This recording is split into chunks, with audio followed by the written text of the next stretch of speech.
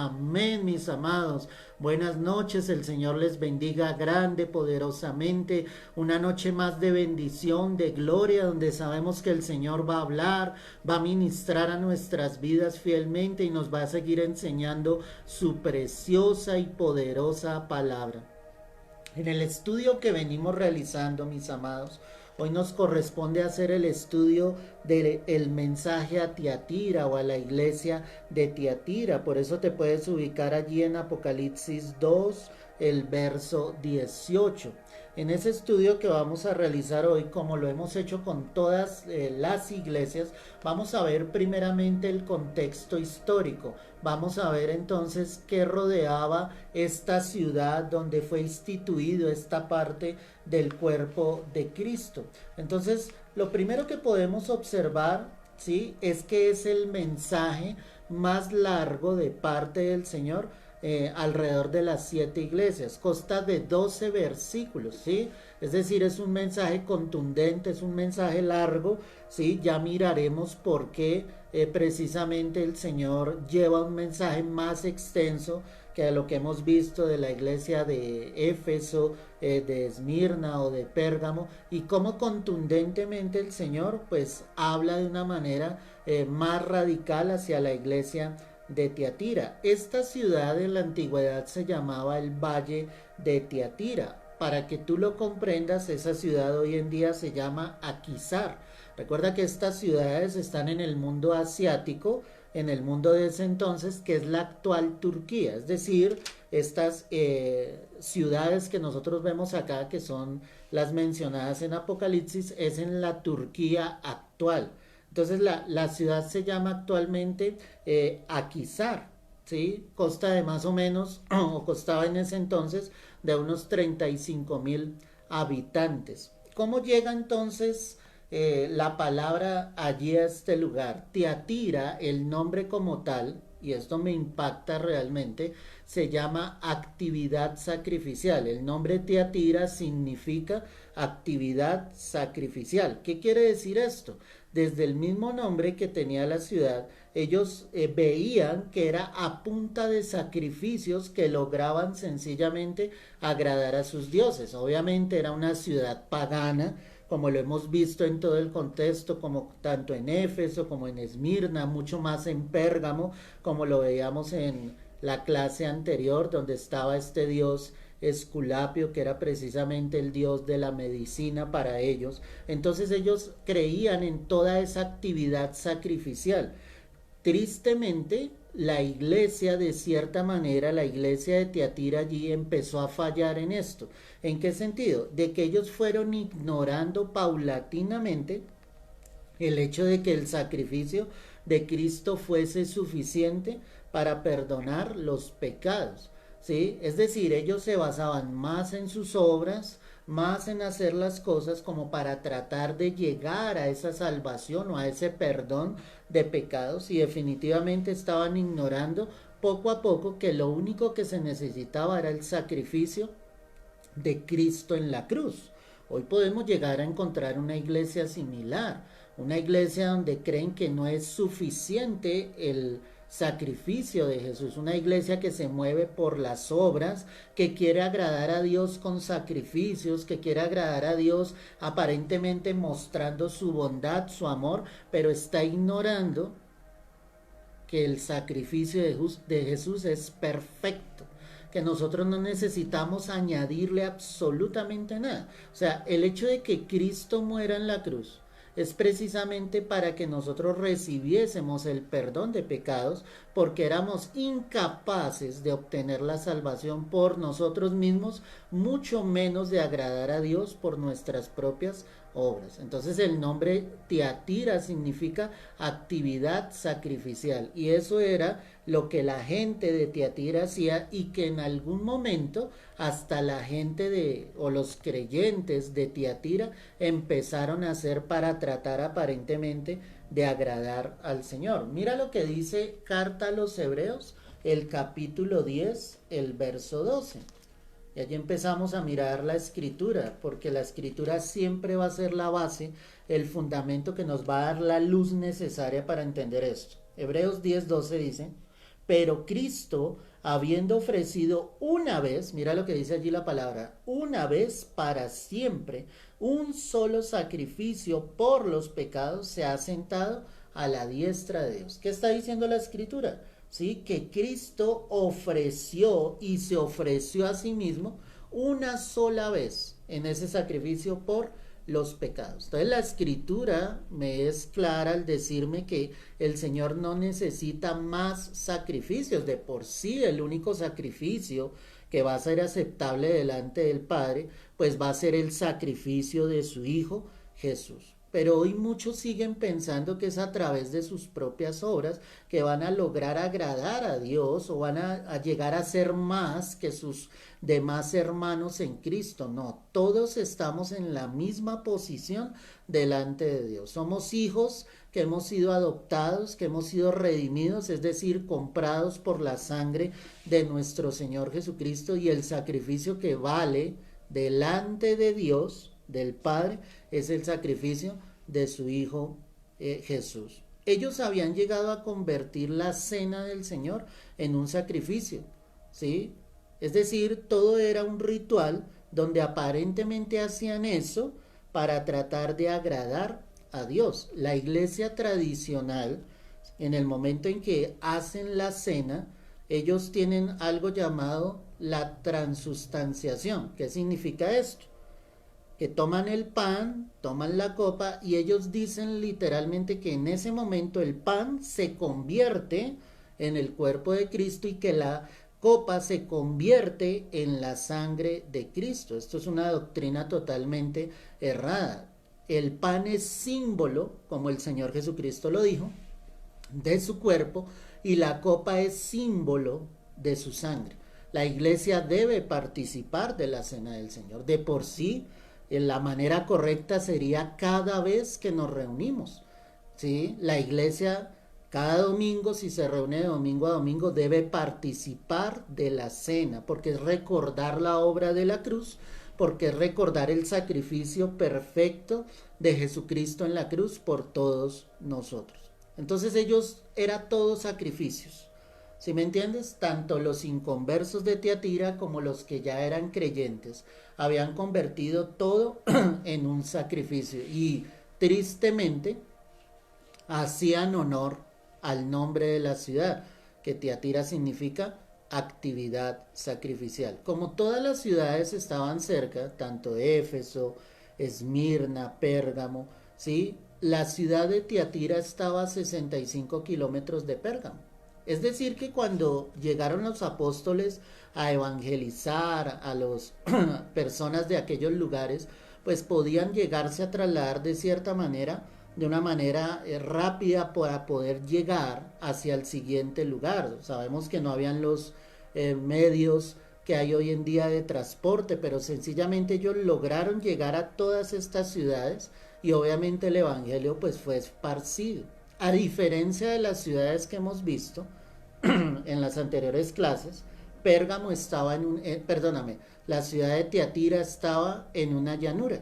Las demás ciudades, como veíamos en la clase pasada, por ejemplo Pérgamo estaba en una colina, en un lugar alto, y allí fue donde edificaron cantidad de templos. Recuerda que edificaron templos al dios Esculapio, a César, a Roma, ¿cierto? Ellos creían que esos templos que edificaban glorificaban a Dios, pero obviamente lo que estaban haciendo era apartarlos del Dios único y verdadero. La ciudad de Tiatira, por lo contrario, estaba en una llanura totalmente, ¿sí? Diferente a las otras ciudades. Era célebre por su comercio, o sea, Tiatira era una zona comercial totalmente, era famosa por sus hilaturas, sus hilanderías, porque fabricaban lana, ¿sí? Allí había tintorerías, y la palabra me deja ver a alguien especialmente que hace mención la escritura, que está en Hechos 16, el verso 4, ve allí conmigo. Hechos 16, verso 4, dice la escritura: y al pasar por las ciudades les entregaban las ordenanzas que habían acordado los apóstoles y los ancianos que estaban en Jerusalén, para que las guardasen. Así que las iglesias eran confirmadas y aumentaban en número cada día. O sea, aquí la palabra me da una referencia clara de cómo las iglesias efectivamente crecían por causa de la palabra que era predicada, por causa del evangelio que efectivamente era entregado. Ese era el propósito principal, obviamente, de los apóstoles. Te decía entonces que la escritura me da el nombre de una mujer, está en Hechos 16:14, más adelante. Entonces una mujer llamada Lidia, vendedora de púrpura de la ciudad de Tiatira, que adoraba a Dios, estaba oyendo, y el Señor abrió el corazón de ella para que estuviese atenta a lo que Pablo decía. Qué tremendo. Entonces aquí me hace mención de una mujer, que cierto, que era Lidia, que era vendedora de púrpura. Cuando habla de que era vendedora de púrpura, hace mención de que era vendedora de telas, y esas telas eran púrpuras. Dice que era de la ciudad de Tiatira, y que esta mujer adoraba a Dios y escuchaba la predicación del apóstol Pablo, y que efectivamente ella abrió el corazón para recibir la palabra de Dios. Entonces acá hay una mención sobre esta mujer. Entonces, ¿qué era Tiatira? Una ciudad comercial donde había hilaturas, donde sencillamente se vendían lanas, se vendían obviamente por sus tintorerías, era famosa. Eso era una ciudad comercial grandemente. Entonces, ¿qué pasa acá? Como era todo ese contexto de fábricas, de industrias, ¿sí? Las corporaciones de obreros y los gremios industriales lo que trataban de hacer era absorber la vida de cada uno de los habitantes de esa ciudad. Obviamente muchos de ellos recibieron a Cristo en su corazón, ¿sí? De los que fueron allí, muchos de ellos recibieron obviamente al Señor en su corazón, pero ahí empezaba el problema. ¿Cuál era el problema? ¿Sí? El problema era que los habitantes de Tiatira tenían sus propios dioses. Y obviamente ellos adoraban a sus dioses, y al llegar a alguien a los pies de Cristo, el cristiano se encontraba en el conflicto allí, ¿sí? Entre si decidía seguir, obviamente, doblando su rodilla delante de esos dioses, o iba a empezar a doblar su rodilla realmente delante del único y verdadero Dios. El problema era que como estas personas tenían el control absoluto, ellos obligaban a sus empleados a que se postraran ante esos dioses. Eso puede llegar a suceder hoy en día. ¿En qué sentido? En que no aceptan al cristiano, ¿sí me entiendes? Por el hecho de tener obviamente a Jesús en su corazón. Y ahí es donde el cristiano halla el conflicto, si cedo a los caprichos del mundo, o si sencillamente doblo mi rodilla delante del único y verdadero Dios. Entonces ahí estaba el conflicto de estas personas, de estos creyentes. Ellos levantaron también templos, te decía, era una ciudad obviamente pagana. Entonces levantaron templos a Apolo, a Artemisa. ¿Te acuerdas de Artemisa? Era la diosa de los habitantes de Éfeso, ¿sí? Era la misma diosa Diana. También allí en Tiatira había un templo que habían erigido, que habían levantado hacia esta diosa, para ellos obviamente, ¿sí? Habían levantado otro templo, ¿sí? En un recinto, algo que se llamaba Sibila Oriental, que era Zambatá, esa era otra diosa para ellos. O sea, cuando tú estás atento a la enseñanza que te estamos entregando en esta hora, tú te vas a dar cuenta de que efectivamente, ¿sí? Nosotros tenemos que tomarnos, obviamente, de la mano del Señor, porque el enemigo va a estar tratando, obviamente, de engañar para que tú puedas rendir tu corazón a otros dioses. Dame un segundo, un momento. Aleluya. Gloria al Señor. Entonces te decía lo siguiente. Ellos rendían culto a todos esos dioses. ¿Y qué estaban haciendo ellos? Obviamente, ¿sí? Creían en dioses falsos, en dioses que no eran el único y verdadero Dios. Entonces, a través de todas las iglesias que hemos visto, ¿cuáles hemos visto? Éfeso, Esmirna, Pérgamo, y hoy estamos viendo Tiatira. ¿Y qué estamos observando? Lo que estamos observando es que Todas estas ciudades tenían paganismo. ¿Qué es el paganismo? Es decir, que levantan altar a dioses ajenos, que es el único y verdadero Dios. Cuando tú miras el contexto actual, tú te vas a encontrar exactamente con la misma mentira. Todas las ciudades en el mundo entero han levantado sus propios dioses. Dioses que no son el único y verdadero Dios. Y eso es lo que ha traído la consecuencia de que muchas veces Dios haya tenido que zarandear la tierra, porque la palabra dice que nuestro Dios es fuerte y celoso. Es decir, la única gloria, la única honra debe ser para Él. ¿Cómo verá el Señor que haya tanta idolatría sobre la faz de la tierra? ¿Cómo verá el Señor que la iglesia misma levante dioses falsos? Porque yo te lo he dicho a través de otras clases, los dioses no solamente son de yeso, de madera, los dioses realmente, ¿sí? Son los que se levantan en el corazón del hombre, que efectivamente le quitan el lugar al único y verdadero Dios. Entonces, mi amado, ¿qué sentirá el Señor? ¿Cómo verá Dios todo esto que está sucediendo? Eso mismo sucedía allí en estas ciudades. Tiatira entonces tenía esos templos a Apolo, a Artemisa, a esta Zambatá, ¿sí? ¿Qué hacía todo esto? Esto llevaba a la gente a la idolatría, a la superstición, al ocultismo, al satanismo. Todo lo que sucede, escúchame bien, todo lo que sucede no es porque están en el lugar incorrecto, no, a ver, me hago entender, todo lo que sucede sobre la faz de la tierra es porque sencillamente hay un propósito, y el propósito de Dios es mostrar su gloria y su grandeza. Te lo decía también en otra clase, cuando hay terremotos, cuando hay tsunamis, cuando hay huracanes, como lo que acaba de suceder acá en Colombia, en San Andrés y Providencia, yo tengo que ir más allá. Eso no sucede porque sí. Eso sucede porque el pueblo, la gente, los habitantes están ofendiendo a Dios y se están olvidando de Dios, porque es que no es la naturaleza. ¿O quién controla la naturaleza? Dios es el que controla todo eso. Y si Dios controla todo eso, ¿tú crees que Dios se complace en que mucha gente obviamente caiga en desgracia, mucha gente muera? Es la consecuencia del pecado, es la consecuencia de adorar a dioses ajenos, es la consecuencia de olvidarse del Señor. Antes Dios es misericordioso, antes Dios no zarandea la tierra más, porque el pecado sobre la tierra es demasiado. Entonces lo único que hacen todos estos dioses, como estaba sucediendo allí en Tiatira, era que la gente entrara en supersticiones, en idolatría, en el ocultismo, en el mismo satanismo. O sea, la gente prefiere creer en el diablo que en Dios mismo. Prefiere rendirle culto a Satanás que culto al Dios único y verdadero. No estamos diciendo una mentira, es algo real.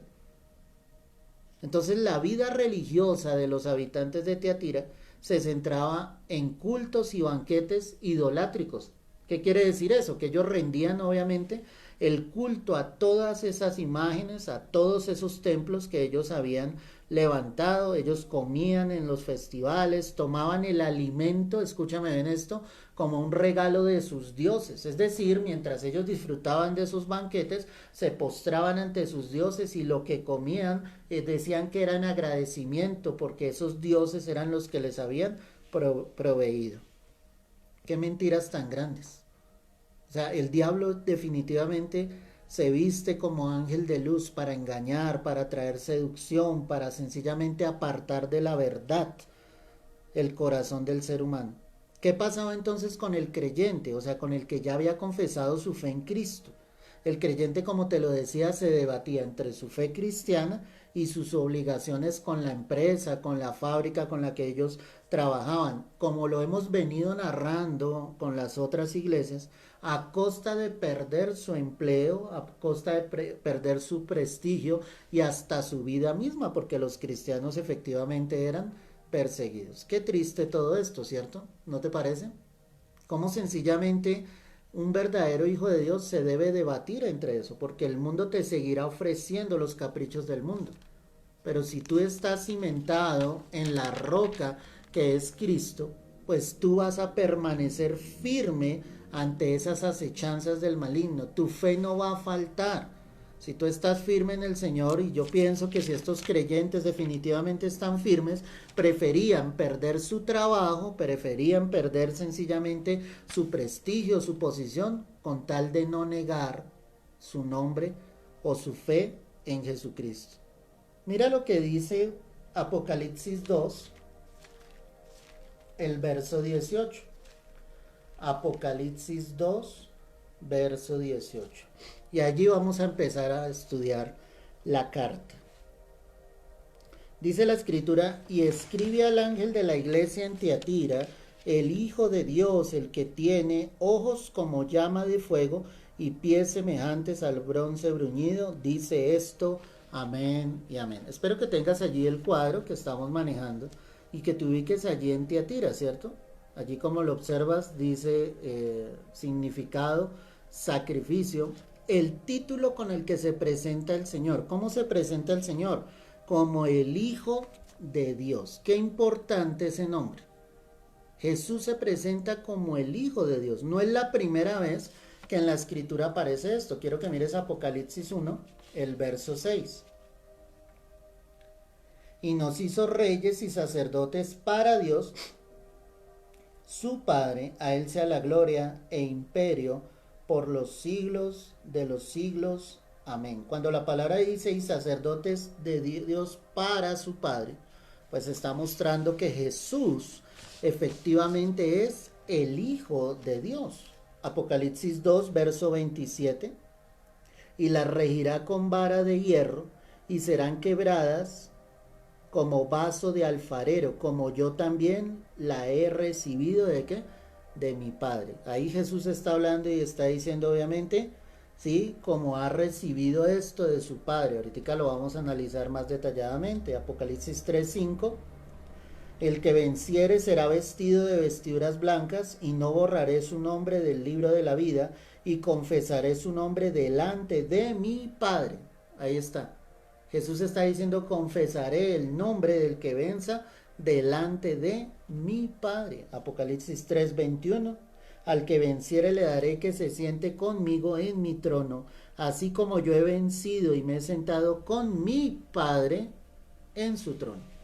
Entonces estos textos me están dejando ver claramente que Jesús es el Hijo de Dios. Apocalipsis 14, verso 1. Mira lo que dice allí la escritura. Apocalipsis 14:1.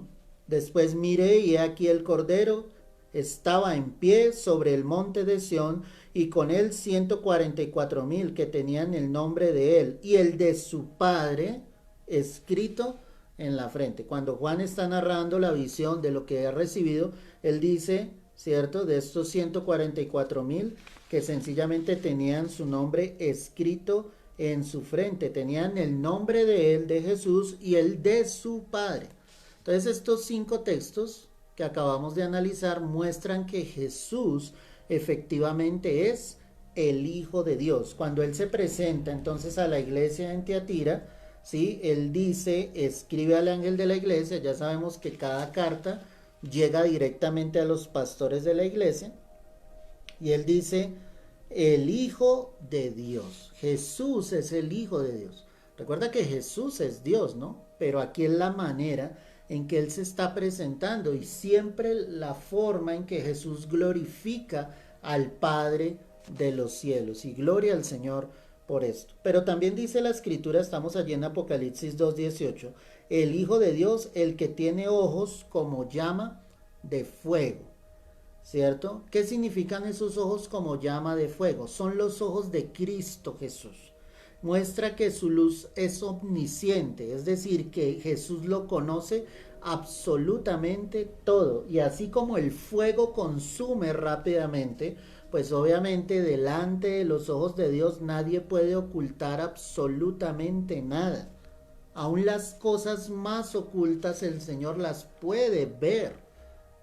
No podemos esconder absolutamente nada delante de Dios. Y Él le está diciendo aquí a la iglesia, sí, sus ojos, obviamente, el que tiene ojos como llama de fuego, penetran el interior de las almas. Es decir, la mirada de Jesús penetra en nuestras emociones, en nuestros sentimientos. El Señor sabe perfectamente qué es lo que hay ¿cierto? En cada uno de nosotros. No le podemos ocultar absolutamente nada. La escritura dice que aún no está la palabra en nuestra boca que cuando Él ya la conoce. También dice la escritura, ni aun un suspiro te es oculto delante de ti, Señor. O sea, todo lo que sucede en nuestro ser, el Señor ya lo sabes con antelación. Entonces tú no le puedes ocultar absolutamente nada al Señor. Los ojos como llama de fuego entonces penetran al interior de las almas y penetran al interior de los corazones. Dios sí sabe cómo está tu corazón. Dios sí sabe si efectivamente tú lo estás amando, si efectivamente tú le estás buscando, si efectivamente quieres recibir de Él. Eso es lo importante, que tu corazón siempre se disponga. Una cosa es la que tú estés diciendo con tu boca, pero otra muy diferente posiblemente es la que el Señor esté viendo en ti. Yo te pregunto en esta hora, si sus ojos son como llama de fuego y lo penetran absolutamente todo, ¿qué está viendo Jesús hoy en ti? La iglesia de Tiatira no le podía esconder absolutamente nada. El Señor sabía perfectamente qué era lo que estaba pasando con cada uno de ellos. Cómo era la condición de la iglesia. El Señor sabe cuál es la condición de la iglesia. Así la iglesia trate de mostrarse diferente, Él sí puede penetrar, profundizar y ver el estado real de la iglesia. No le podemos ocultar absolutamente nada al Señor. Hay iglesias, llamemos congregaciones, que se pueden ver prósperas, bendecidas, muy ricas. Pero como el Señor se lo decía a la iglesia de la Odisea, están pobres.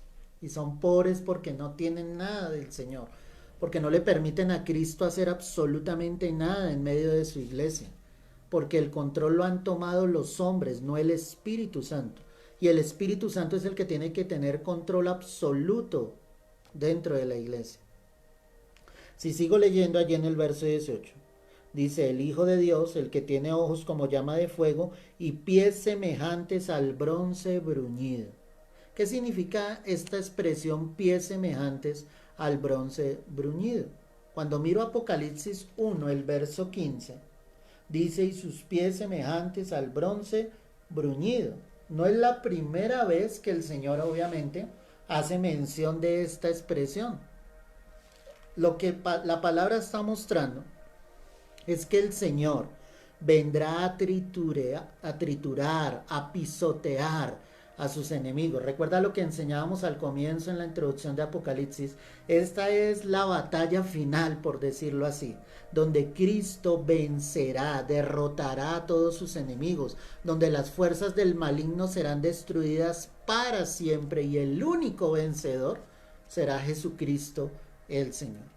Entonces cuando la palabra dice sus pies son semejantes al bronce bruñido, o sea, Él va a destruir la maldad, la iniquidad, todo lo que no provenga del corazón del Señor. Él va a pisotear a todos aquellos que se han opuesto al Evangelio, a la verdad, porque la verdad va a prevalecer hoy, mañana y siempre. La verdad de Cristo siempre va a relucir, la verdad de Cristo siempre se levantará en alto. No pensemos que el maligno siempre va a prevalecer. No pensemos que la injusticia siempre va a permanecer sobre la tierra. Tanta maldad, tanto pecado que hay hoy en día. Llegará un momento cuando el Señor venga, obviamente, por su iglesia, se la lleve y sencillamente comenzará el juicio de Dios sobre la tierra. Porque aún ese periodo de paz, aún esos 3 años y medio iniciales de paz donde el anticristo se manifestará sobre la tierra, eso será el juicio de Dios, porque la tierra será engañada por este hombre que lo único que traerá es maldad, iniquidad, y se levantará, como dice la palabra, y se opondrá contra todo lo que se llama Dios o es objeto de culto a Dios. Cuando yo miro el Salmo 2, ve allí conmigo, Salmo 2, el verso 9. Estamos hasta ahora en la presentación, el título con el que se presenta el Señor. Ya hemos visto entonces que Él se presenta como el Hijo de Dios, que Él se presenta como el que tiene ojos como llama de fuego, y estamos analizando aquel que tiene pies semejantes al bronce bruñido. Salmo 2, verso 9 dice: los quebrantarás con vara de hierro, como vasija de alfarero, ¿qué? Los desmenuzarás. ¿Qué está mostrando aquí la palabra? La manera en que Dios va a destruir al maligno, ¿sí? La manera en que Dios va a derrotar a todos sus enemigos. Y tristemente, la manera en que Dios quebrará con vara de hierro, con fortaleza, ¿cierto? A todas las naciones de la tierra que no hayan querido recibir el amor de la verdad para ser salvos. Dios no obliga a nadie. La salvación está para todos hoy en día. Muchos la rechazan. Muchos no quieren saber nada de Dios. Si dentro de la iglesia hay tanta gente que dice conocer del Señor y en este tiempo no quieren nada de Dios, andan preocupados más por otras cosas, por sus trabajos, que por buscar a Dios. Andan rendidos a su Dios trabajo. Andan rendidos a su culto a sí mismo, a su cuerpo, a embellecerse, olvidando a Dios. Todo esto que te estoy diciendo es porque es el contexto en el que Satanás trabaja. Satanás lo único que está intentando es apartar las vidas del camino verdadero. Pero el Señor dice acá que cuando Él venga, obviamente quebrantará con vara de hierro y pisoteará a todos sus enemigos. En Isaías 63, el verso 3, mira lo que dice allí la palabra. Isaías 63, verso 3. He pisado yo solo el lagar, y de los pueblos nadie había conmigo. Los pisé con mi ira y los hollé con mi furor, y su sangre salpicó mis vestidos y manché todas mis ropas. Amén y amén. Esto está hablando a futuro. Y esto lo decía el profeta Isaías. ¿Y qué decía él? Que obviamente su ira sería derramada, su furor sería derramado, porque es que Dios es un Dios santo. Dios es un Dios santo. Y el hecho de que el Señor deje pasar cierto tiempo, lo único que está mostrando es la misericordia de Dios para que muchos efectivamente procedan al arrepentimiento para ser salvos. Pero las naciones de la tierra están en contra de Dios. No quieren buscar a Dios, no quieren acercarse al Señor.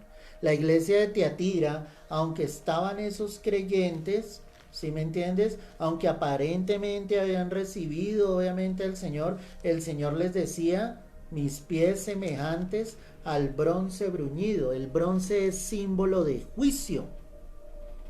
El bronce también es símbolo de transparencia, de luminosidad, ¿sí? Habla de la pureza de los pies de Cristo. Es decir, que Él es santo.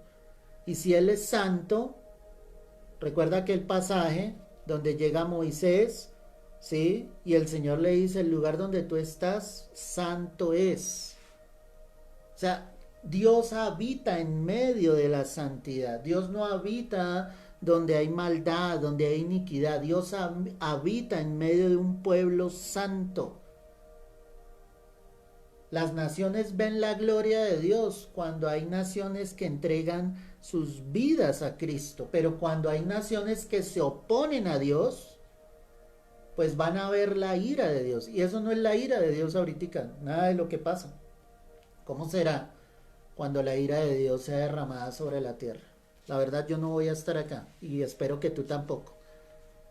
Porque va a ser terrible lo que va a suceder. Si hoy en día ves que están pasando tantas cosas, si en este año que ha transcurrido han pasado tantas y tantas cosas, ¿cómo será cuando el Señor ya haya llevado a su iglesia y vengan los juicios de Dios sobre la tierra? Será algo terrible.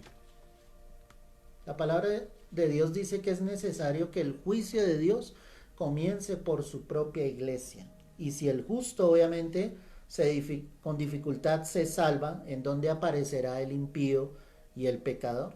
Dios necesita tratar con la iglesia, Dios necesita obviamente formar a la iglesia. Tú no puedes seguir perdiendo tiempo, mi amado, que me escuchas en esta hora, amada. Tú debes aferrarte más que nunca a Dios, porque el juicio de Dios va a venir. El Señor estaba presentándose aquí de una manera fuerte. Dice, el que tiene pies semejantes al bronce bruñido, el que viene a traer juicio, el que viene a mostrar esa santidad, que quiere tener una iglesia santa, pura, sin mancha. Nosotros fallamos en esto. Decimos ser la iglesia de Cristo, pero no mostramos realmente al Cristo resucitado, al Dios santo, al Dios que vive y reina por los siglos de los siglos.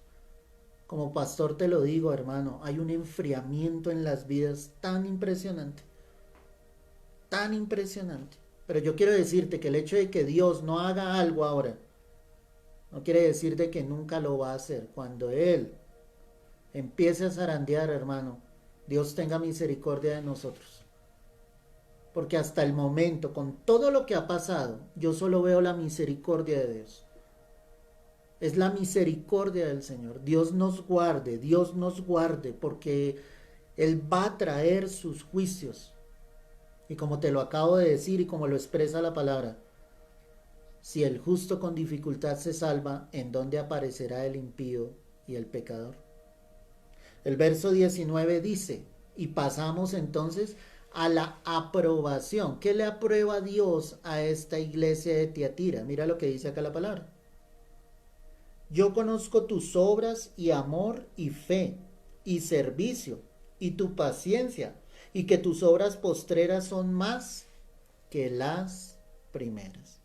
Ok, el Señor les exalta sus obras, es decir, las obras de los cristianos de Tiatira eran excelentes. ¿Qué quiere decir esto?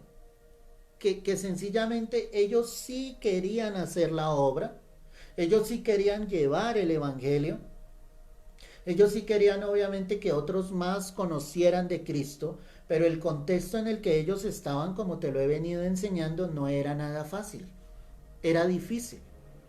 Hay muchos que quieren hacer la obra y Dios puede exaltar esas obras. Recuerda que esas obras no son para salvación, son obras en servicio para Dios, que tú colocas tu vida para que el nombre del Señor sea glorificado a través de tu vida.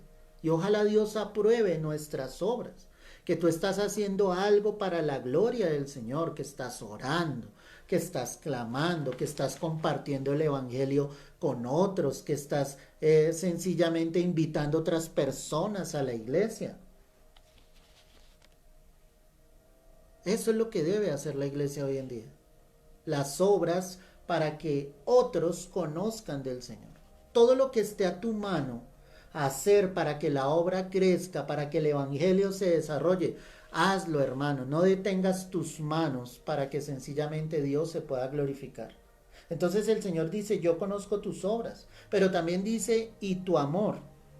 Entonces el Señor habla del amor y aquí aparece el término en griego agapen o ágape. Era un amor activo, es decir, ese amor los llevaba a ser discípulos de Cristo, los llevaba sencillamente a ganar a otros para Cristo. Mira lo que dice Juan 13, verso 35, ve allí conmigo. Juan 13, verso 35, dice la Escritura. En esto conocerán todos que sois mis discípulos, si tuvierais ¿qué? Amor los unos con los otros. O sea, la evidencia de un hijo de Dios, de un discípulo de Cristo, es el amor. Y el Señor enfocaba acá a sus discípulos y les decía, cuando la gente vea que ustedes se aman los unos a los otros, evidenciarán realmente que son mis discípulos. Es decir, que los cristianos de Tiatira sí se amaban. Y además, como se amaban, amaban de que otros pudiesen llegar al evangelio en Cristo Jesús. Era un amor de misericordia, de beneficencia, o sea, en pos de ayudar a otros, en pos de que otros conocieran a Dios, de que se acercaran a Dios. Muchos, y escúchame bien lo que te voy a decir en esta hora, muchos no predican a Cristo. Muchos predican a su pastor y a su congregación.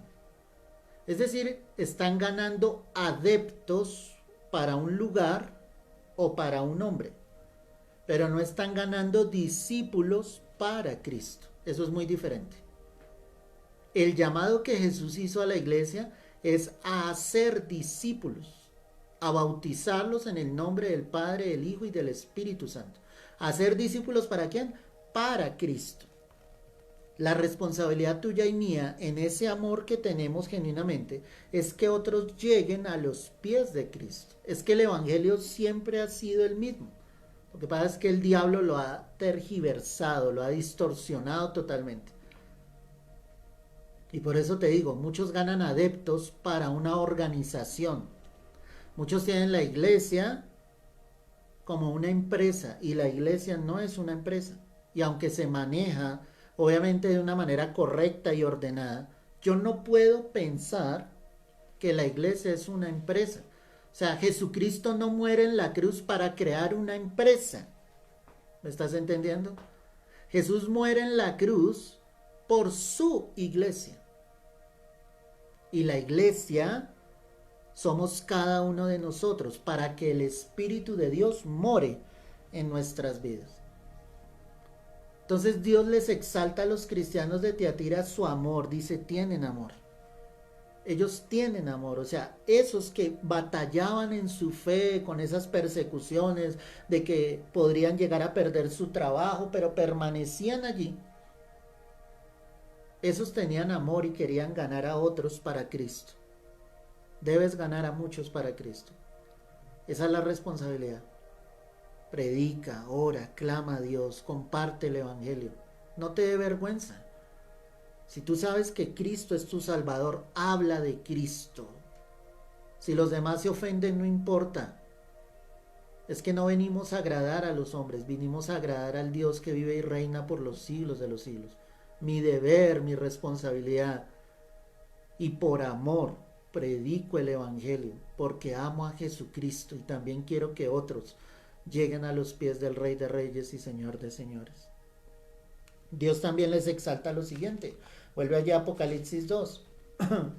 Mira lo que dice aquí la Escritura. Entonces Dios les exalta sus obras, su amor, pero también les dice la fe. Esta fe, amado, no es una fe para salvación, porque ellos ya tenían la salvación. Aparece un término en griego que es pistín, te lo deletreo, P-I-S-T-I-N, pistín. ¿Qué significa esto? No era para salvación esa fe, sino Dios les exaltaba su fidelidad, su lealtad, ¿cierto? Era una comunión íntima con el Señor. Y esto me impacta, porque nadie puede tener fe si no hay comunión con Dios. Y comunión es estar a solas con Dios. O sea, tu fe va a crecer en la medida en que tú ores, en la medida en que tú dobles tus rodillas, en la medida en que tengas tiempos a solas con Dios, ahí tu fe va a crecer. Y Dios quiere exaltar tu fe. Vuelvo y te repito, no es una fe para salvación. Es una fe donde el Señor te lleva de su mano para que tú crezcas y le creas que el Señor podrá hacer grandes cosas sobre tu vida. Y los hijos de Dios necesitamos fe en todo. Pero esa fe solamente llegará en la medida en que dependamos de nuestro Rey, de nuestro Salvador. Los cristianos de Tiatira entonces tenían esa fe, tenían intimidad con Dios. Pero además de esto, el Señor les exalta. Entonces recordemos sus obras, les exalta su amor, les exalta su fe y también dice, y su servicio. Aquí aparece una palabrita en griego que la vas a identificar fácilmente, es diaconián. Diaconián significa eso, servicio. Los diáconos, denominados en las iglesias, vienen de este nombre, servidores o ujieres en otros lugares les denominan. Pero la palabra literal acá es diaconián, es alguien que sirve, es decir, ellos ofrecían sus vidas en servicio realmente para el Señor. Cuando hablamos de servir, y aquí viene algo supremamente importante, y ojalá estés tomando apunte, si no, pues lo puedes observar nuevamente, pero servir requiere comprensión. ¿Cómo así que comprensión? Porque alguien que dice que sirve requiere entender a los demás, es colocarse en la posición de los demás. Cuando yo digo servir, es primero ser esclavo de Cristo. Y si yo soy esclavo de Cristo, yo no manejo mi tiempo, mi vida le pertenece al Señor. Él usa mi vida cuando Él quiere, a la manera en que Él quiere, y Él también prueba mi vida como Él quiere. Pero algunos quieren servir a Dios y no tienen comprensión. Algunos quieren servir a Dios y no son tiernos. ¿Por qué? ¿Cómo así que tiernos? Porque un siervo de Dios requiere ternura.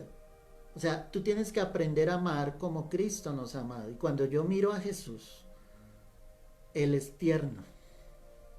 Cuando tú lees los evangelios, tú encuentras muchos pasajes como con ternura el Señor perdonaba los pecados, como con ternura sanaba a los enfermos, a los quebrantados de corazón, como cuando aquella mujer vino con el flujo de sangre, aún el Señor conociéndolo todo dijo, alguien me ha tocado, y aunque esta mujer obviamente avergonzada quería apartarse, pues el Señor sabía que era ella, y con ternura la tomó y le dijo, tu fe te ha salvado. Servir a Dios requiere ser tierno, no es ser duro de corazón, no es para andar humillando a los demás diciéndoles que yo sirvo a Dios. Requiere ternura, requiere un amor profundo de parte del Señor. Y los cristianos de Tiatira tenían eso. Ellos eran hombres y mujeres que realmente servían con esa ternura a Dios. Servir a Dios requiere disponibilidad, como te lo decía. Es que en un momento determinado tú estés durmiendo y el Señor te levanta a la madrugada y el Espíritu te dice, quiero que ores por tal persona. Debes estar dispuesto a hacerlo. Debes estar dispuesto a ir a los hogares, a visitar las familias. Debes estar dispuesto a llevar el Evangelio a los lugares más recónditos, donde nadie quiere ir, donde las grandes congregaciones, con sus grandes siervos, entre comillas, y pastores, jamás llegarían. Eso es un verdadero siervo, el que está siempre disponible, el que está siempre atento a lo que Dios quiere hacer con su vida. El siervo no está esperando recibir recompensa, el siervo jamás está esperando recibir un aplauso. El siervo sirve al Dios de la gloria, del Señor, solo a Él. Requiere atención y no simplemente actividad. Hay muchos que dicen yo sirvo en la iglesia o sirvo fuera de ella, pero todo es actividad. Eso es el famoso activismo. Las iglesias están llenas de activismo. Por este tiempo, a causa de la pandemia, pues muchas iglesias tuvieron que detener su activismo, porque estaban llenos de actividades, llenos de programas, llenos de cosas que habían que hacer, encuentros, cultos, sencillamente programaciones con los niños, con los jóvenes, con los adultos, con las parejas, toda una actividad que lo único que hace finalmente es terminar cansando al creyente y haciéndole que su fe se desvíe. Por eso ser un siervo requiere de, te lo recuerdo, requiere de comprensión, requiere de ternura, pero requiere también de disponibilidad y atención. Atender fielmente a lo que el rey quiere, a lo que el dueño de la iglesia quiere. Y el dueño de la iglesia es Cristo Jesús. Él la ganó por su propia sangre. Escúchame estas 3 cosas que te voy a decir para que las tengas en cuenta. Hacer mucho sin amor es vanagloria. Muchos quieren hacer muchas cosas y están en muchos ministerios y están haciendo muchas cosas aparentemente, pero no lo hacen para el Rey, no lo hacen para Cristo Jesús, solamente lo hacen para llenarse de gloria ellos mismos, se vanaglorean. Todo lo que hacen lo echan en cara. Yo predico la palabra, yo estudio la palabra, yo sirvo en la iglesia, yo soy ujier, yo soy diácono, yo soy servidor, yo estoy en la alabanza, yo estoy en las danzas, yo oro, yo intercedo.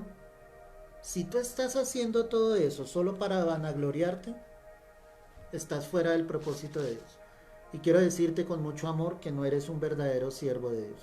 Entonces hay muchos, ¿cierto?, que sin amor lo único que hacen es vanagloriarse. Aparentemente sirven, pero no es el propósito de Dios. Hacer lo que nos gusta y no lo que el prójimo necesita. Entonces muchos quieren servir haciendo lo que les gusta, pero no en pos del prójimo, sino en pos de ellos mismos. ¿Eso qué es? Eso no es servicio, eso es vanidad. Entonces muchos quieren servir dentro de la alabanza, pero no para glorificar el nombre de Dios. Lo único que ellos quieren es ser vistos delante de los hombres. Y en la iglesia se quieren mucho los ministerios públicos, donde todo el mundo los ve. Pero no lo hacen para el prójimo, no lo hacen para su hermano, para que su hermano pueda entrar en la presencia de Dios, porque el ministerio de alabanza, pues lo que hace es eso, llevar a la iglesia a la presencia de Dios a través de cada cántico que se eleva en la presencia del Señor. Si alguien lo está haciendo de esa manera, solo porque le gusta, porque le agrada, pero no lo está haciendo por amor al prójimo, ese no es un verdadero siervo. Y el tercer tipo, dar un banquete. Muchos quieren eso, dar un gran banquete, pero no pueden dar un vaso de agua. No sé si me entiendes. Muchos solo quieren hacer algo grande, poderoso, majestuoso, que impacte, que los demás vean y digan, oh, qué grande lo que hicieron. Pero si alguien les pide un vaso de agua, ellos no son capaces de darlo. Eso no es servicio, eso es soberbia. Porque solo quieren mostrar su grandeza, su poderío. Tristemente hoy hay congregaciones que tienen mucho poder y tienen mucho poder económico y hacen grandes cosas, hacen grandes campañas, llenan estadios completos, pero no son capaces de ir al indigente, no son capaces de llegar al drogadicto, no son capaces de ir y predicarle a la prostituta, no son capaces de extender su mano y rendir ese vaso de agua a aquel que tiene sed. Eso es soberbia, eso no es servir a Cristo. Yo no sé si Dios está hablando hoy, yo creo que sí, mucho. Esta palabra es fuerte y todo lo que está relacionado con esta iglesia de Tiatira es tremendo. Porque Dios les estaba exaltando su servicio. Es decir, Dios decía, estoy de acuerdo en la manera en que ustedes lo están haciendo. Ellos no lo hacían para vanagloriarse. Ellos no lo hacían porque fueran soberbios. Ellos lo hacían porque amaban a Jesús. Porque Jesús había llegado a sus vidas y el único deseo de sus corazones era que otros conocieran a ese Jesús que les había salvado. Pero el Señor también les exalta la paciencia. Y aquí aparece otro término en griego que ya hemos visto, que es uponomen. Te lo deletreo para que lo recuerdes. H-U-P-O-N-O-M-E-N. Uponomen. Ese uponomen significa aguante, resistir. Pero para poder resistir, eso solamente proviene de lo alto. Ellos tenían paciencia. ¿Por qué tenían paciencia? Pues por todo lo que tenían que sufrir. Entonces eran perseguidos, ¿cierto? Eran obligados, obviamente, a participar de esos festivales paganos y ellos decidían si rendían eso o permanecían firmes. Tenían que resistir y decir, no, yo no me voy a hacer partícipe de las obras de las tinieblas. O sea, para que tú tengas paciencia, para que tú puedas resistir, eso es solamente algo que vendrá de lo alto. Esa paciencia es sufrir con resignación. Es entender que si eres un hijo de Dios, pues vas a ser aborrecido. Es que no lo digo yo, lo dice la palabra. El Señor dijo, ustedes serán aborrecidos por causa de mi nombre. Si tú quieres que el mundo te ame, eso no va a pasar. Si tú eres un verdadero hijo de Dios, tú tienes que aprender a sufrir con resignación el desprecio, el menosprecio, la humillación, porque Cristo está en tu corazón. No es una simple constancia, es perseverancia. Una cosa es que tú seas constante en algo por cierto tiempo Pero otra cosa diferente es que tú seas perseverante siempre, todos los días de tu vida, hasta el final. La palabra dice, mas el que no persevera hasta el fin, ¿cierto? O el que persevere hasta el fin, será salvo. Perseveramos porque la salvación está en nuestras vidas, porque no nos vamos a dar por vencidos y vamos a llegar hasta el final, a costa de lo que sea, a costa de lo que haya pasado en nuestras vidas, seremos pacientes en el Señor, esperaremos en Dios. Entonces ahí hay 4 cosas importantes que Dios les alaba a ellos: sus obras, su amor, su fe, su servicio y su paciencia. Voy a volver a leer Apocalipsis 2:19. Yo conozco tus obras y amor y fe y servicio y tu paciencia, y que tus obras postreras son más que las primeras. O sea, él estaba diciendo, ustedes no se quedaron con lo que recibieron en un comienzo. O sea, que era una iglesia que día a día trabajaba en la obra, llevaba el evangelio, no habían menguado en eso. Sus obras postreras eran más que las primeras. Era una iglesia en crecimiento, en amor a Dios. O sea, el crecimiento no solamente es el número de miembros en una congregación. El crecimiento es en el amor, en lo que yo hago para Cristo. Yo te digo esto con mucho respeto. Si tú eres alguien que dice ser creyente, pero no está haciendo nada para la gloria del Señor, ahí hay un problema en tu vida. Y necesitas reflexionar sobre eso. Necesitas llevar el evangelio, hablar de Cristo, compartir con otros del amor del Señor. Pasamos entonces al verso 20 y viene la reprensión. O sea, ¿qué les dice el Señor de lo que no estaba de acuerdo que había dentro de la iglesia? Entonces dice la palabra, pero tengo unas pocas cosas contra ti. ¿Te acuerdas que analizando la iglesia de Pérgamo encontramos la misma expresión, Apocalipsis 2:14? Pero tengo unas pocas cosas contra ti. Lo que te enseñaba es que no, el Señor no quiere decir que sean unas pequeñas cosas. Él está diciendo unas pocas cosas, pero es que esas cosas son graves. ¿Qué era lo que pasaba entonces en la iglesia de Tiatira? Que toleras que esa mujer Jezabel, que se dice profetice, enseñe y seduzca a mis siervos a fornicar y a comer cosas sacrificadas a los ídolos. Amén y amén. Qué tremendo. Dice tolerar, o en otras palabras, permitir. ¿Qué estaba permitiendo la iglesia? Dice a esa mujer que se llama Jezabel. Es decir, había la presencia de un foco de corrupción dentro de la iglesia. Había algo que se había filtrado dentro de la iglesia y que estaba contaminando y dañando la iglesia en Tiatira. Jezabel aquí es un nombre simbólico. Jezabel, ahorita lo vamos a estar observando a través de la palabra, obviamente aparece en el Antiguo Testamento, una mujer malvada, terrible. Había matado profetas de Dios, había inducido a su esposo Acab, que era el rey de Israel, a adorar a otros dioses. Era una mujer terrible totalmente. Pero Jezabel acá es un nombre simbólico. ¿Por qué decimos que es un nombre simbólico? Ya que ningún judío le habría colocado ese nombre a ninguna de sus hijas. O sea, si sabían quién era Jezabel en la antigüedad, ¿qué padre le colocaría a Jezabel a alguna de sus hijas en este tiempo? Ninguno. Entonces lo que nosotros entendemos acá es que Jezabel es un nombre simbólico que aparece aquí dentro de la escritura. Pero, ¿quién era esa mujer? Miremos a través de la palabra. Primer libro de Reyes, capítulo 16, verso 31. Porque le fue ligera cosa andar en los pecados de Jeroboam, hijo de Nabat, y tomó por mujer a Jezabel, hija de Baal, rey de los sidonios, y fue y sirvió a Baal y lo adoró. Están hablando del reinado de Acab.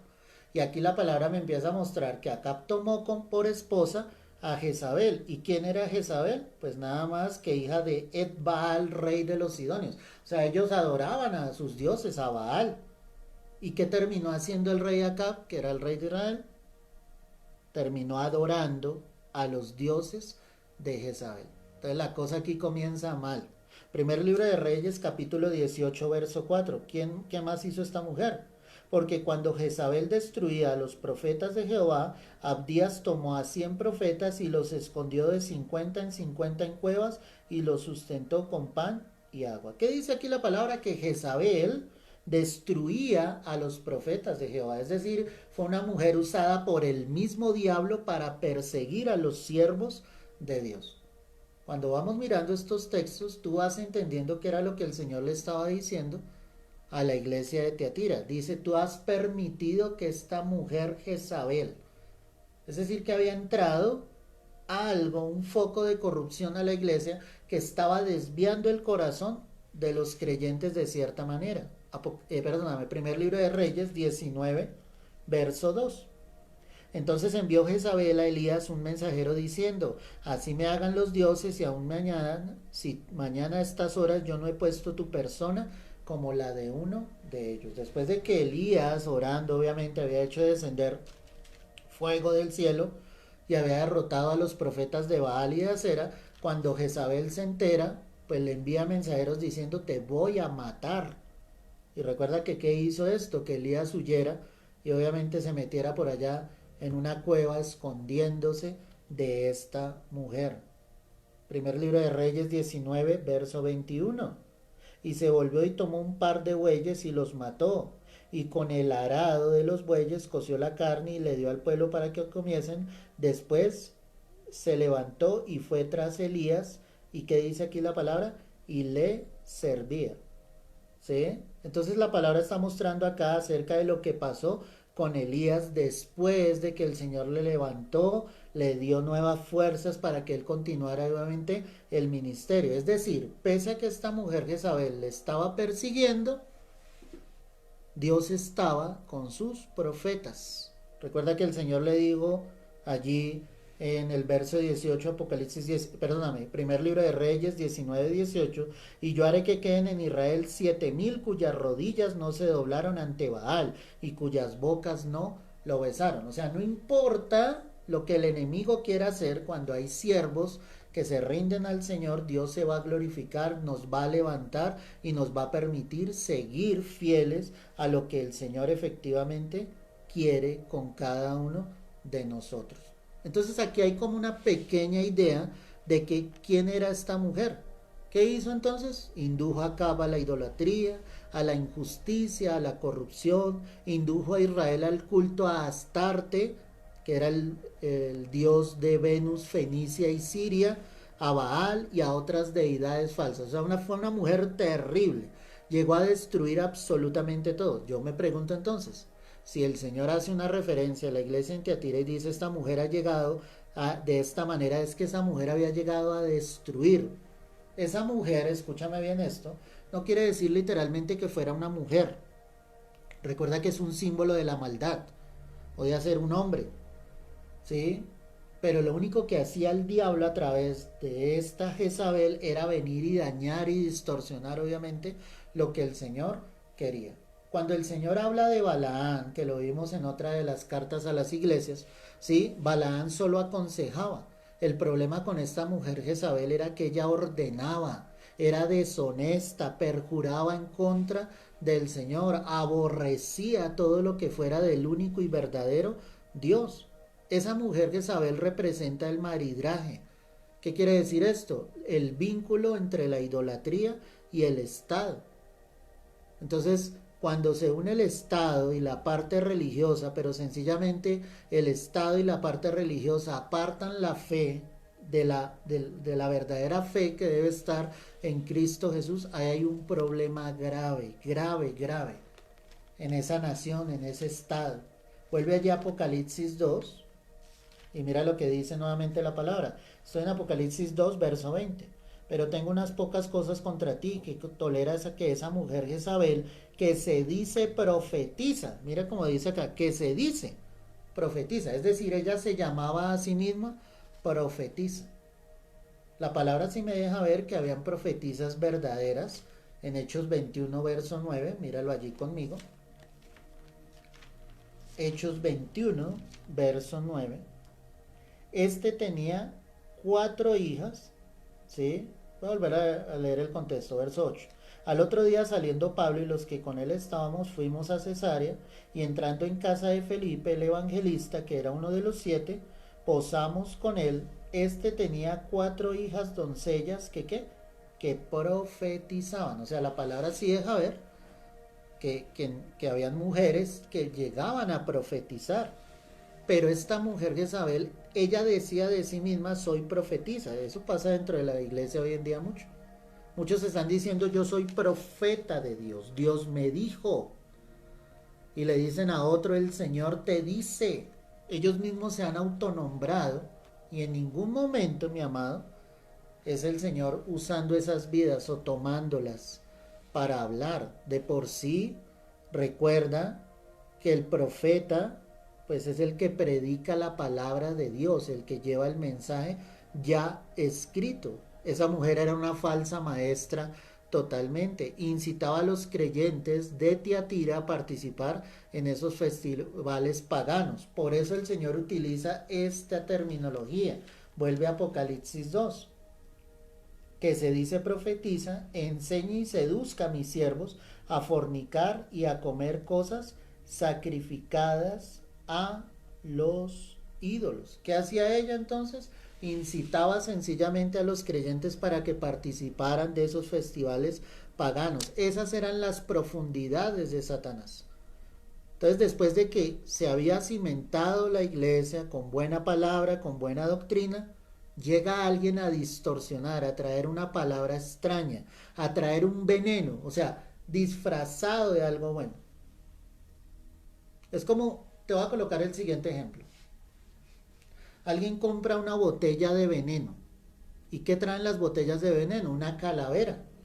Eso es lo que identifica y dice veneno. Pero a alguien le quita esa etiqueta y le pone la marca de tu gaseosa preferida. La persona que está a tu lado está viendo eso, que tú le acabaste de quitar la etiqueta de veneno y le pusiste una etiqueta de una gaseosa.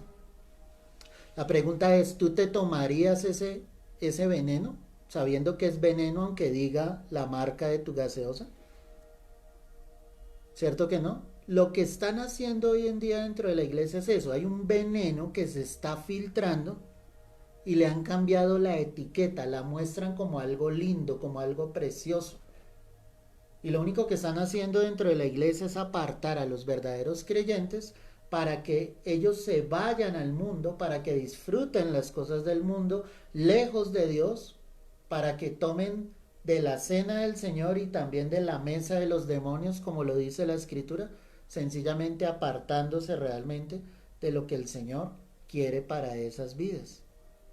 Si yo miro el verso 21, quiero que mires allí.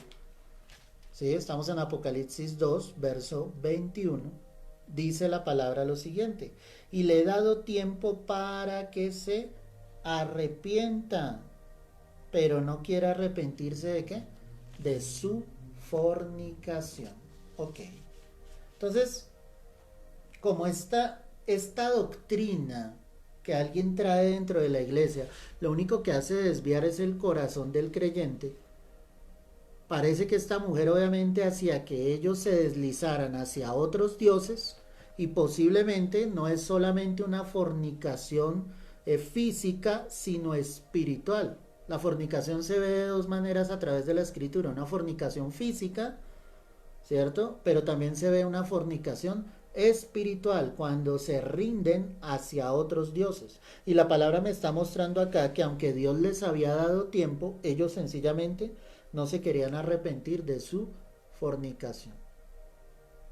Dios está dando tiempo para un arrepentimiento genuino. Dios está dando tiempo para un arrepentimiento verdadero, para que la iglesia vuelva su corazón al único y verdadero Dios, para que la iglesia se santifique, se aparte realmente para el Señor, no para que esté lejos de Dios.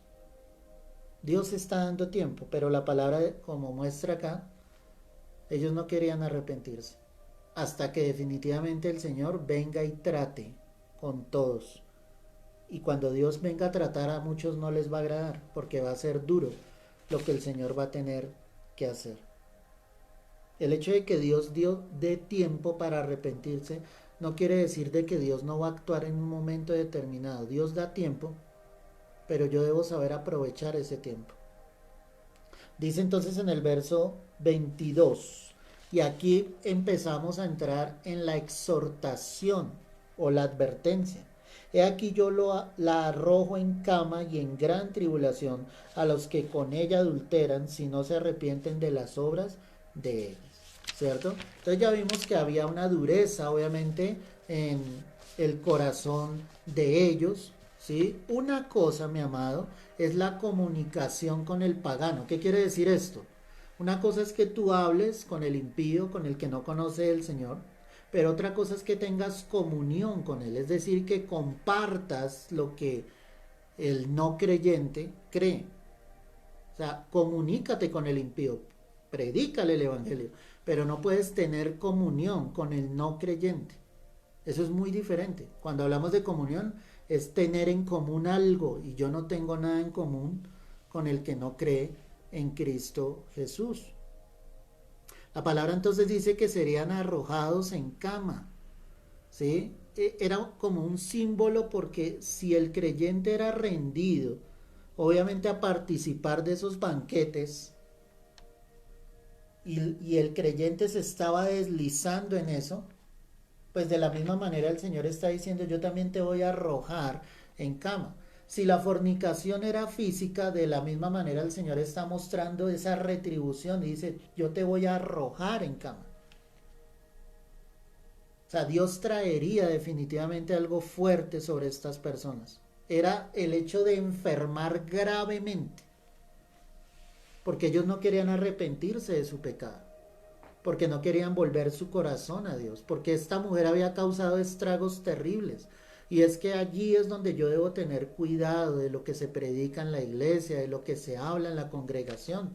Por eso hay tanta iglesia o congregación llena de veneno, porque Satanás ha logrado meter su veneno y los ha apartado del amor de Cristo Jesús.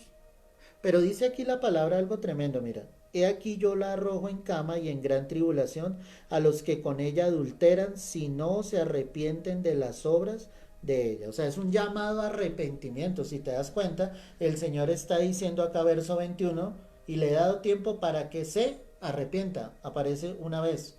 Pero no quiere arrepentirse. Dos veces la palabra arrepentimiento.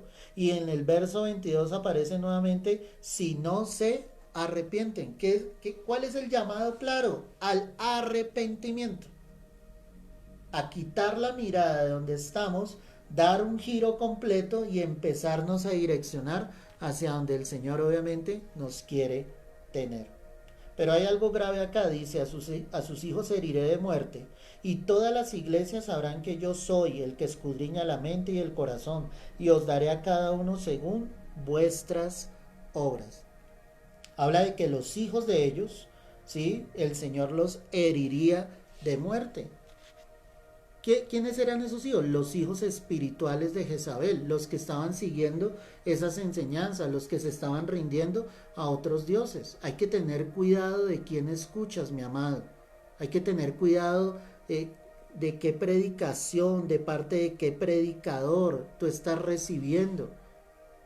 Porque esa persona te puede estar llevando a una muerte espiritual, lejos de Dios. Tú tienes que escuchar varones que realmente te acerquen a Dios, que te prediquen la palabra para la gloria y para la honra del Señor. En el verso 24 el Señor dice lo siguiente: pero a vosotros y a los demás que están en Tiatira, a cuantos no tienen esa doctrina, aquí el Señor aclara y dice, esa mujer lo que ha introducido es una falsa doctrina, que es la doctrina que está haciendo perder a la iglesia, donde no se predica el verdadero evangelio. Pero había un grupo de los creyentes, de los cristianos de Tiatira, que no se habían dejado inducir por ese tipo de enseñanzas. Entonces el Señor dice, y no han conocido lo que ellos llaman las profundidades de Satanás. Yo os digo, no os impondré otra carga. Qué tremendo que el Señor llame las profundidades de Satanás. O sea, que era un veneno terrible, matando a la iglesia, destruyendo a la iglesia, tal y como sucede hoy en día. Una iglesia destruida por el veneno de las falsas doctrinas que están metidas dentro de la iglesia del Señor. Qué triste eso.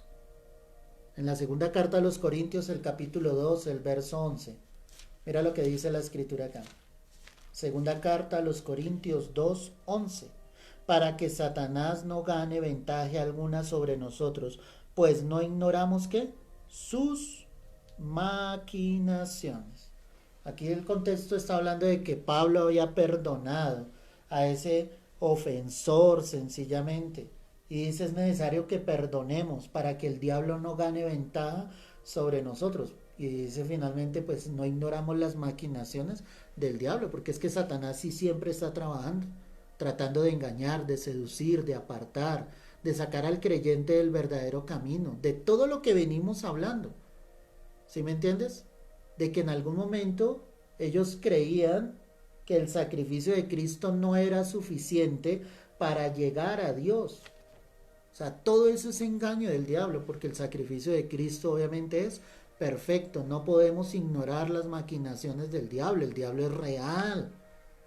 La maldad existe, Satanás existe, los demonios existen, son reales.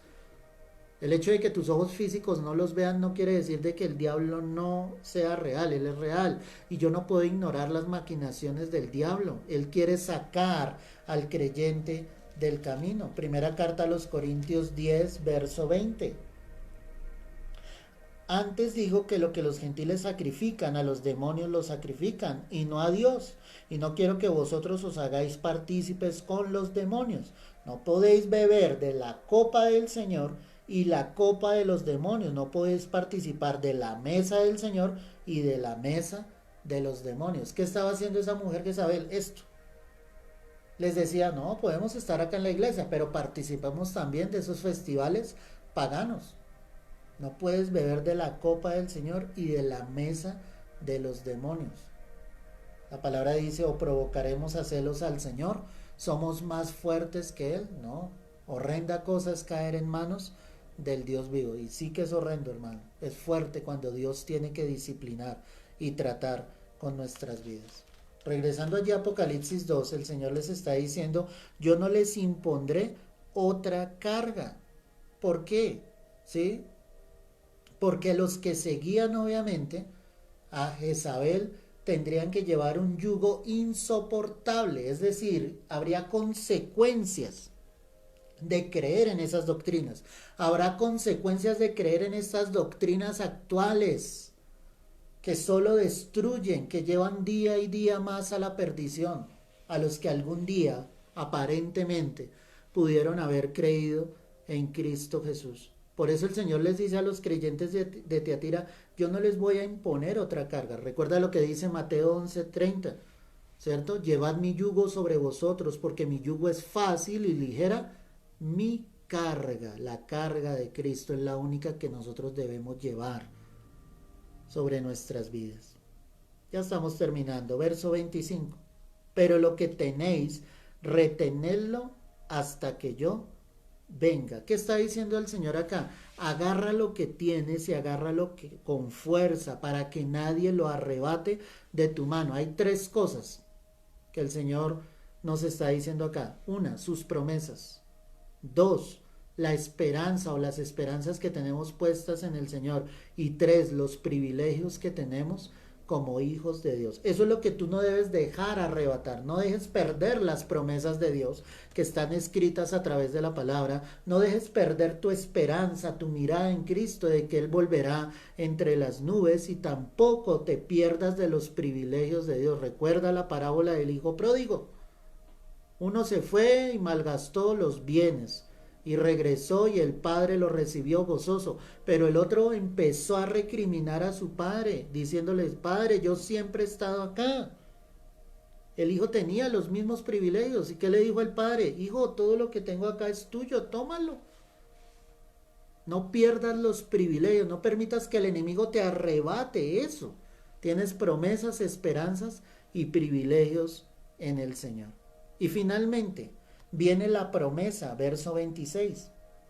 Al que venciere y guardare mis obras, hasta el fin yo le daré autoridad sobre las naciones. Acá hay dos cosas importantes. Lo primero es que el Señor está hablando y está diciendo, vence las tentaciones de Jezabel. No te dejes apartar de la verdadera palabra. No te dejes apartar de la verdadera doctrina. El Señor promete que si vences, ¿qué dice acá? Yo te daré autoridad. Apocalipsis 12, verso 5 dice lo siguiente. Ve allí conmigo. Y ella dio a luz un hijo varón y regirá con vara de hierro a todas las naciones. Y su hijo fue arrebatado para Dios y para su trono. Esto es una palabra que habla específicamente de Jesús. Y dice que Jesús regirá con vara de hierro. ¿Fue arrebatado para quién? Para Dios y para su trono. ¿Dónde está Jesucristo? Está a la diestra del Padre, en el trono de Dios. Apocalipsis 19, verso 5. Mira lo que dice acá la escritura. Y salió del trono una voz que decía, alabad a nuestro Dios, todos sus siervos y los que teméis, así que pequeños como grandes. Perdón, es Apocalipsis 19, 15. De su boca sale una espada aguda para herir con ella a las naciones, y él las regirá con vara de hierro, y él pisa el lagar del vino del furor y de la ira del Dios Todopoderoso. ¿Qué te estoy mostrando a través de estos textos? La autoridad que Jesús tiene y la misma autoridad que él delegará a sus hijos, que en el cielo seremos su esposa, porque hoy en día somos la novia del Señor. Es decir, habrá autoridad de parte del Señor juntamente con su esposa en el cielo. Salmo 2, verso 8 y 9, que lo leímos esta noche. Ve allí conmigo. Salmo 2, versos 8 y 9. Dice la palabra: pídeme y te daré por herencia en las naciones y como posesión tuya los confines de la tierra. Los quebrantarás con vara de hierro, como vasija de alfarero los desmenuzarás. Esto es algo profético que estaba diciendo el salmista, porque no es de poseer las naciones en este tiempo, es ya en el tiempo final. Es una promesa de estar con el Señor, reinando con Él para siempre. Recuerda que la iglesia tendrá un lugar de privilegio como esposa que ha sido lavada, santificada. A su esposa se le ha concedido que se vista de lino fino. Gloria al Señor por esto. Entonces, ¿qué promesa les da el Señor acá? Que si llegaran a vencer, Él les daría autoridad, ¿cierto? Al que venciere y guardare mis obras hasta el fin, yo le daré autoridad sobre las naciones y las regirá con vara de hierro y serán quebradas como vaso de alfarero, como yo también la he recibido de mi Padre. Entonces hay una promesa de un reinado fiel. Ese reinado va a ser en el milenio, cuando estemos allí con el Señor. Obviamente, ¿cuándo sucederá el milenio? El milenio sucederá después de la gran tribulación, ¿cierto? Cuando suceda la batalla de Armagedón, inmediatamente se instituirá el milenio sobre la faz de la tierra. Apocalipsis 3:21, que también lo leímos hoy, recordemos: al que venciere le daré que se siente conmigo en mi trono, así como yo he vencido y me he sentado con mi Padre en su trono. ¿Te das cuenta? Es un lugar de posición, de privilegio con el Señor. Y finalmente, te decía que esa promesa está dividida en dos partes. Hay una promesa de autoridad, pero hay una promesa de participación de la gloria con el Señor resucitado. Mira lo que dice acá: y le daré, verso 28, y le daré la estrella de la mañana. Qué bonito eso. Y le daré la estrella de la mañana. ¿Qué significa esto? Primera carta a los Corintios,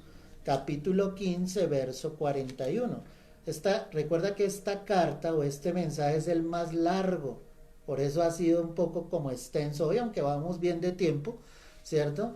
Pero es algo extenso. Hemos visto demasiada información a través de esta clase. Ojalá puedas estar tomando apuntes o si no, cuando tengas tiempo, repite nuevamente la clase para que puedas volver a escuchar y refresques la información. Primera carta a los Corintios 15, verso 41. Una es la gloria del sol, otra la gloria de la luna, y otra la gloria de las estrellas, pues una estrella es diferente de otra en gloria. ¿Qué está mostrando aquí el apóstol Pablo? Obviamente está hablando de la gloria del sol, de la gloria de la luna, pero hace una referencia directa a las estrellas y dice, una de ellas es diferente a la otra. Esa estrella es Jesús, que brilla con luz propia, el Señor Jesucristo. Segunda carta del apóstol Pedro, capítulo 1, verso 19. Segunda carta de Pedro, capítulo 1, verso 19. Tenemos también la palabra profética más segura, que es la palabra de Dios, a la cual hacéis bien en estar atentos, como a una antorcha que alumbra en lugar oscuro. ¿Qué alumbra en lugar oscuro? La palabra de Dios, hasta que el día esclarezca y el lucero de la mañana salga, ¿qué dice ahí? En vuestros corazones. Ese lucero de la mañana también hace referencia a Cristo Jesús. En la antigüedad, en el latín, escúchame bien esto, muchos malinterpretaban este pasaje bíblico porque traducían ese lucero de la mañana como Lucifer. Y hasta hubo cánticos en la iglesia tradicional donde obviamente exaltaban de esa manera, pero estaban era adorando al mismo diablo. Eso es tremendo, hasta que hubo una interpretación correcta. ¿Y cuál es la interpretación correcta? Que este lucero del que está hablando la palabra, sí, es Cristo Jesús. Ya sé que hay algunos pensando y diciendo, pastor, pero en el libro del profeta Isaías habla algo importante, ya lo vamos a mirar. Juan capítulo 8, verso 12, mira lo que dice la escritura. Juan capítulo 8, verso 12. Dice la escritura así, mi amado. Otra vez Jesús les habló diciendo, yo soy la luz del mundo. El que me sigue no andará en tinieblas, sino que tendrá la luz de la vida. ¿Quién es la luz del mundo? Jesús. Él mismo lo dijo, yo soy la luz del mundo. En Números 24, el verso 17, allí también está escrito lo siguiente. Números 24, verso 17. Lo veré, mas no ahora. Lo miraré, mas no de cerca. Saldrá estrella de Jacob y se levantará cetro de Israel y herirá las sienes de Moab y destruirá a todos los hijos de Sed. Si tú te das cuenta, la palabra estrella allí está en su totalidad en mayúscula, está haciendo referencia al Dios de los cielos, al mismo Jesucristo. Mateo 2, verso 2, mira lo que dice aquí la escritura. Mateo 2, verso 2. Estamos analizando quién es esa estrella de la mañana. Mateo 2, verso 2 dice la escritura, diciendo, ¿dónde está el rey de los judíos que ha nacido? Porque su estrella hemos visto en el oriente y venimos, ¿qué? A adorarle. ¿Cómo hicieron los sabios de oriente? Sencillamente, si conocían el cielo, para ver que esa era la estrella de Jesús, pues que Jesús mismo era esa estrella. ¿Sí? Esa estrella, como lo vimos en la primera carta a los Corintios 15:41, brillaba diferente a las otras. Y ahora sí, y aquí termino, Isaías 14, verso 12. Isaías 14, verso 12. Mira lo que dice acá la preciosa palabra del Señor. Dice la palabra, Isaías 14, 12. Como caíste del cielo, oh lucero, hijo de la mañana. Paremos ahí. La palabra no dice, oh lucero, ¿sí? De la mañana. La palabra dice, oh lucero, hijo de ¿qué? De la mañana. Porque recuerda que el mismo diablo, porque este pasaje hace referencia a Satanás, cuando cayó del cielo,